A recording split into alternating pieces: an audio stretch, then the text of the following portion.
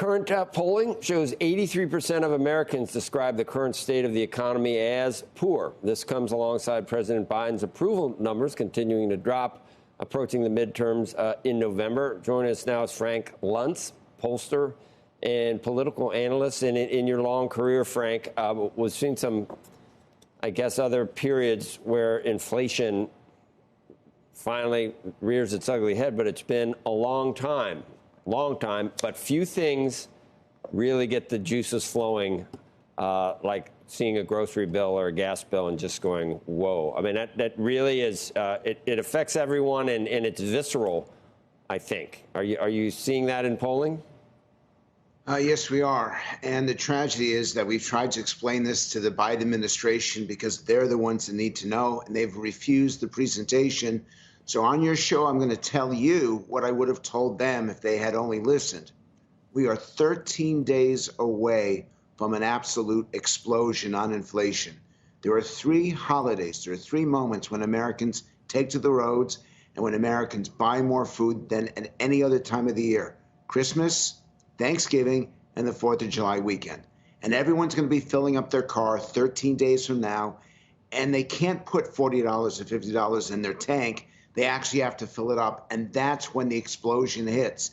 They can't just buy 80% of what they want. They have to fill their shopping carts for the barbecues and the cookouts. And 13 days from now, the American people are going to come face to face with these higher prices and face to face with the fact that they can't afford it.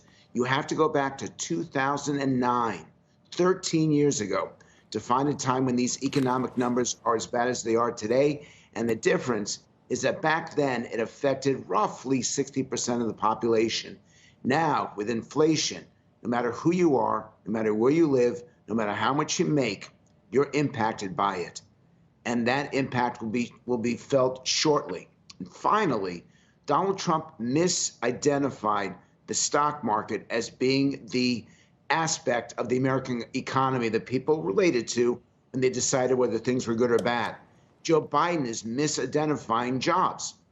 Right now, you only have a tiny percentage of Americans that feel in any way insecure or unaffected.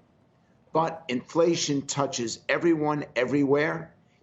And unless he gets this inflation under control, where people are not exasperated and are not furious and anxious and angry, unless he does something immediately, this is going to affect the midterms. This is already affecting his popularity. And quite frankly, Joe Biden is the most unpopular president at this moment in his term since Jimmy Carter. You'd have to go back to 1978 for the last time a president had ratings this low.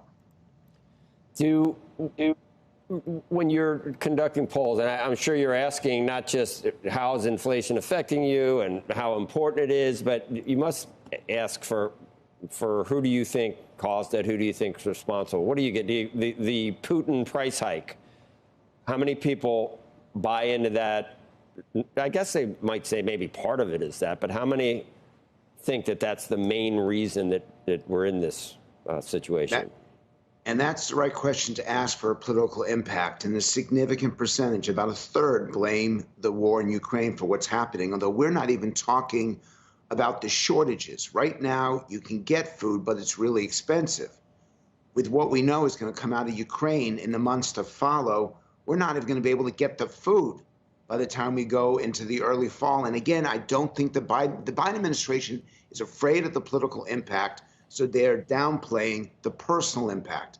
And the truth is they should be candid. The other thing that people blame, about 25%, are corporations for taking the opportunity for charging too much. And again, the Biden administration is trying to blame ExxonMobil and companies like that for the reason why gas prices are so high. The key is not who they blame. The fundamental key is who they think is trying to solve it. And this is where the administration comes up short. It was the biggest mistake, and I'm a language person, and that word that they used again and again for the first couple months, that this is only transitory, there are millions of people, literally millions, who now know what that word means and now blame the administration for not doing more. So looking backward, they're not necessarily blamed for having ignored it or for having not done enough. But looking forward, they're absolutely held responsible for why this problem is getting worse and worse. And mark my words, 13 days from now is when it's going to hit its peak. Right now, 1/3 of Americans believe inflation is the #1 issue. I believe that's going to climb to 40% in the weeks to follow.